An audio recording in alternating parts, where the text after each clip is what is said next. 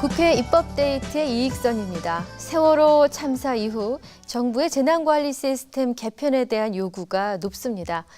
정부의 개편안은 이미 국회에 제출된 상태이고요. 최근에 야당에서도 정부조직법 개정안을 내놓았습니다. 이 개정안을 대표 발의하셨습니다. 새정치민주연합 유대운 의원을 모셨습니다. 의원님 어서 오십시오. 반갑습니다. 예, 반갑습니다. 의원님께서는 그 6월 초에 새정치민주연합에서 구성된 정부조직 개편 특위 간사로 활약을 해오셨고 그 결과물로 8월 1일에 이제 정부조직법 개정안을 대표 발의하셨는데요. 발의하시기까지 그 배경 뒷얘기 좀 듣고 싶습니다. 예. 우선 정부가 제출한 개정안이 졸속입법이라는 지적을 하지 않을 수 없습니다. 네. 세월호 참사가 발생한 지 한 달이 지났을 때인 5월 19일 대통령께서 총리실 산하의 국가안전처의 신설을 발표하셨기 때문에 정부는 이러지도 저러지도 못하는 그 틀에 조직을 억지로 끼워 맞춘 그런 법률이다 이렇게 말씀드릴 수 있습니다. 네. 우리 새정치민주연합에서는 대통령께서 정부조직 개편 방향을 발표한 이후 정부의 법률안이 국회로 넘어오기 전부터 정부조직 개편 특위를 구성해서 운영했고 제가 간사로 활동을 했습니다. 네. 그동안 정부조직 특위는 국민대 토론회, 2번의 전문가 간담회, 수차례의 위원회를 통해 의견을 수렴했고 제가 대표 발의를 하였습니다. 네네. 정부조직법 개정안을 발의했지만 여전히 세월호 참사에 대한 원인 규명이 우선이고 또 가장 중요하다는 생각은 변함이 없습니다. 네네. 네. 그러면은 이번에 대표 발의하신 개정안은 새정치민주연합의 그 뭐랄까 의견이 모아진 그런 안이라고 보면은 틀리지 그렇습니다. 않겠죠? 예, 네네. 공통된 이제 의견이라고 말씀드릴 수 있고요. 예. 정부가 제출한 정부조직법 개정안과 비교하여 제가 대표 발의한 정부조직법 개정안의 핵심 내용은 크게 4가지입니다. 네. 첫째, 안전 및 재난에 관한 정책의 수립 및 운영 및 총괄 조정, 비상 대비, 민방위 방제에 관한 사무를 관장하기 위해 국민안전부를 둔다. 네. 둘째, 소방방재청 업무 중에서 민방위 방제 업무는 국민안전부로 이관한 후 기관 명칭을 소방청으로 변경하여 네. 국민안전부 장관 소속으로 둔다. 셋째, 해양경찰청의 명칭을 해양안전청으로 변경하여 국민안전부 장관 소속으로 두고 소관 업무 중 수사 및 정보 업무를 해상으로 한정하고 네네. 육상에서의 수사 및 정보 업무는 경찰청으로 이관한다. 네. 넷째, 안전행정부의 인사 업무를 중앙인사위원회로 이관하고 안전행정부의 명칭을 행정자치부로 변경한다. 네. 정부안과 대비하여 정리하면 국가안전처 신설에 대응하여 국민안전부를 신설하고 소방청과 해안안전청을 국민안전부의 애청으로 설치하고 네. 중앙인사위원회를 부활시켜 인사의 공정성과 독립성을 강화한다는 것이 핵심입니다. 네. 이번 개정안의 핵심 내용을 4가지로 간추려서 알기 쉽도록 좀 설명을 해주셨는데 하나씩 좀 짚어보겠습니다. 바로 국민안전부 신설인데요. 그 현재 정부는 그 재난 사고 이 컨트롤 타워를 총리실 산하에 두고 이제 국가안전처를 설치한다 이런 얘기는 많이 알려져 있습니다만 여기에 반해서 국민안전부 이 독립 부처를 설치해야 된다라고 얘기하셨는데 이 정부안과는 그럼 구체적으로 상당히 많이 달라지는 거 아니겠습니까? 예. 네, 차이점을 예, 듣고 싶습니다. 말씀드리겠습니다. 정부안에 제시된 국가안전처 신설 방안은 일반적인 국정계획 과정 또는 정상적인 조직운영 원리에 나왔다고 보기 어려운 부분들이 많습니다. 네. 앞서도 지적했다시피 대통령이 매우 구체적인 조직의 형태를 제시했고 그에 따라 조직을 끼워 맞췄기 때문에 다소 기형적인 모양이라 말하지 않을 수 없습니다. 우선 정부조직 운영 원리 관점에서 보면 처는 국무총리 소속으로 설치하는 중앙행정기관으로서 여러 부에 관련되는 기능을 통할하고 조정하는 참모적 업무를 수행하는 기관입니다. 네네. 따라서 조직체계상 독자적인 법안 제출권이 없고 아하. 애청을 설치하기에도 어렵다는 점이 존재합니다. 네. 또한 국무총리 산하의 다른 처들과 달리 국가안전처만 장관급으로 설정하고 있는데 이에 대한 근거가 미흡하고 정부조직법 제26조에 따르면 행정각부의 장관은 국무위원으로 부하하는데 정부조직 체계상 국무총리 산하의 국가안전처 장관을 국무위원으로 부하하는 것이 맞는지도 의문입니다. 현재 국무총리 산하 법제처, 보훈처, 식품의약 약품안전처의 장은 차관급으로 국무위원이 아닙니다. 정부도 이런 문제점을 알고 인위적으로 국가안전처 장관을 국무위원으로 부했으나 법률안 제출 권한에 대한 논란도 있고 재난에 대한 예산 편성권도 재난안전관리기본법 개정을 통해 약간의 재난 관련 특별교부세를 운영할 수는 있으나 그 수준에 불과합니다. 이런 처가 어떻게 실효성 있게 대응할 수 있을지 상당한 의문이 있는 것이 사실입니다. 이에 반하여 국민안전부는 정상적인 부입니다. 안전 및 재난에 관한 정책의 수립, 운영하고 총괄 조정, 비상 대비, 민방위, 방제에 관한 사무를 관장하는 부입니다. 따라서 장관도 있고 장관은 당연히 국무위원입니다. 네. 독자적인 법률 제출안권도 있으며 애청도 설치하고 예산과 인력을 독립으로 운영할 수도 있습니다. 네네. 세월호 참사 이후 국민의 안전을 지키기 위해서는 제대로 된 기능을 수행할 수 있는 정상적인 부가 필요하다고 말씀드리고 싶습니다. 네. 국민안전부만이 특별한 일을 수행할 수 있기 때문이 아니라 정부가 제시한 국가안전처가 정부조직 체계와 구조상 제대로 된 업무를 수행할 수 있을지 의문이 들기 때문에 이를 받아들일 수 없다는 것입니다. 결론적으로 정부에서 처를 통해 하려는 것은 부의 형태에서 보다 잘 구현될 것이라는 판단입니다. 네, 이제 법안에 있는 내용은 아닙니다만은 여쭤보고 싶은 것이 그 새정치연합이 국가재난 컨트롤 타워를 이 청와대 국가안전보장위 그 NSC라고 불리는 여기서 맡아야 한다는 입장이던데요. 그 이유는 어디 있습니까? 간단합니다. 세월호 참사가 온 국민이 내게 잘 알려져 있듯이 최고의 인력을 동원하고 네. 장비를 동원해서 신속하게 네. 책임을 짓고 사고에 대한 수습을 하려면 네. 책임 컨트롤터가 중요하죠. 네네. 잘 알다시피 이번에 세월호 참사의 현장은 네. 주무장관인 안전행정부 장관도 때늦은 현장에 도착해서 네. 사고 현장에 도움은 주진 못할 망정 오히려 의전 등으로 인한 방해를 벌였고 네. 또 사고 이후에 수습 과정에서도 네. 대통령이 사고 당일 7시간 어디 갔다 왔느냐 또 안보실장은 책임이 없다는 등으로 인해서 경질까지 되지 않았습니까? 그렇듯이 안전 실장 네. 밑에 제1 사무차장이 한 분이 있습니다. 지금 예. 이제 국내 안보와 애국 이제 안보를 컨트롤 네네. 타워를 보좌하는 기구인데 여기에 제2 사무차장을 두어서 국내 안전을 담당케 해서 명실상부한 큰 대형 사고의 경우에 청와대가 컨트롤 타워가 돼서 그 책임 완수를 책임 있게 해달라는 주문이죠. 다시 말씀드리면 국민이 국가를 믿고 네. 안전하게 생활할 수 있는 네. 그런 제도적 장치를 마련해야 된다는 것이 제가 마련한 법안 중에 핵심 근데 이제 내용도 들어있습니다. 정부는 그 NSC라는 곳이 예. 뭐 전쟁이라든가 테러라든가 국가의 존립 자체의 어떤 그 위기를 가져오는 좀 커다란 이 사안에 대해서 관장을 하고 예. 정부의 책임 총리제를 하면서 여기 산하에 두고 막강한 힘을 실어주겠다라고 했는데도 그래도 청와대가 해야 된다고 보시는 건지요? 그렇습니다. 이제 근본적인 문제는 최고의 이제 국가의 통수권자는 대통령이니까요. 예. 대통령이 한 말씀 지시하는 거와 네. 총리가 우리나라 같은 체계 속의 총리의 지휘 체계는 그야말로 엄청나게 다르죠. 그래서 네.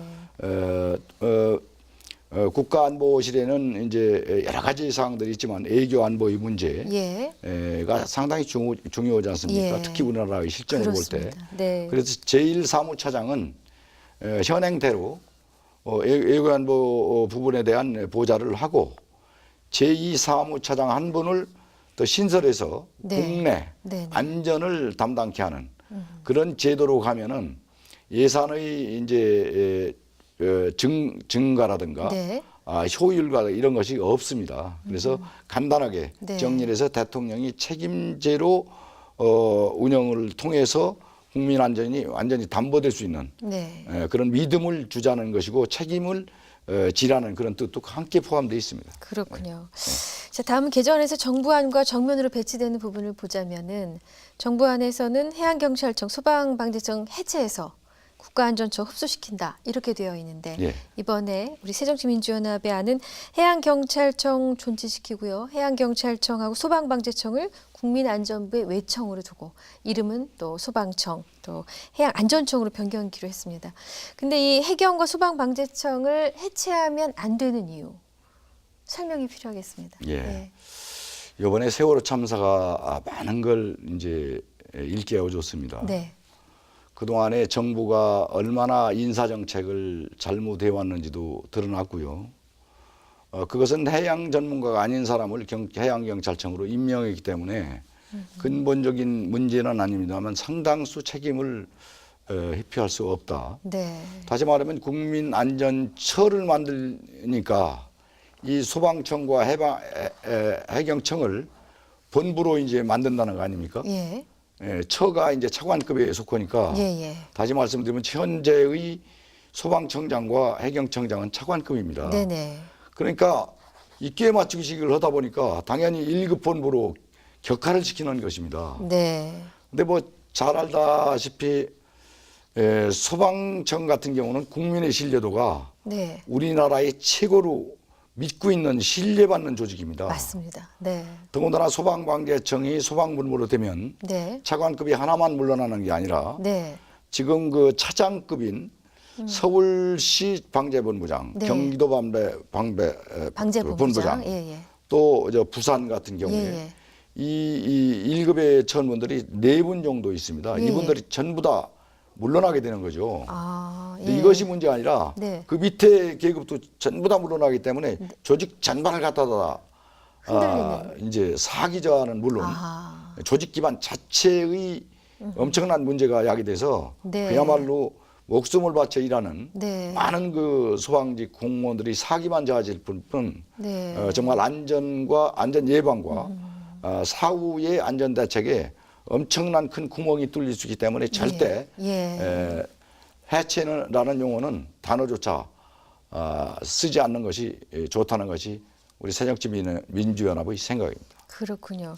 이제 해경 해체, 정부가 얘기한 해경 해체 관련해서 사실 이번에 해경이 그 무능의 무책임도 드러냈고 국민 여러분들이 뭐 수없이 많은 질타를 하셨습니다. 그래서 수사와 정보 기능은 경찰청으로 넘기고 이 해양구조, 군안은 국가안전처로 넘겨서 이 해양안전의 전문성을 좀 강화해보자. 이게 정부의 안인데 여기에 대해서도 하실 말씀 있으신가요? 한마디로 말해서 말이 잘 안 된다고 봅니다. 네. 문제가 생겨서 있으면 문제를 정확하게 조사를 통해서 어떤 것들이 문제가 있었는지 또 문제가 있었다면 두 가지가 있겠죠. 문제가 별 일 없는데 문제를 일으켜서 해결이 안 됐다면 책임자 처벌이 우선이고요. 네. 두 번째 문제가 있어서 문제가 제도적으로 문제가 있어서 해결이 안 됐다면 그 문제를 제도적으로 바꿔주는 시스템의 보완이 네. 첫째죠. 예. 그런데 무조건 사고 현장엔 사람들이 물속에서 죽었는지 살았는지 모르는 구조조차도 안 되는 현상에서 이 법률을 해경해체라는 단어를 대통령이 쓰셨습니다. 네. 어처구니 없는 일이죠. 그래서 해경도 상당한 문제점이 있는 것이 사실입니다. 그것은 전문가 집단이 반드시 인사가 돼야 되고 그 속에서 반복되는 교육이 이루어져야 됨에도 불구하고 이제 첫째는 전문가로 해경청장이 이제 임명되지 않은 사례가 여러 곳 있었고 그것이 계속 누적되었다는 것이죠. 두 번째는 장비 부족과 이제 교육 부족이라는 것이죠.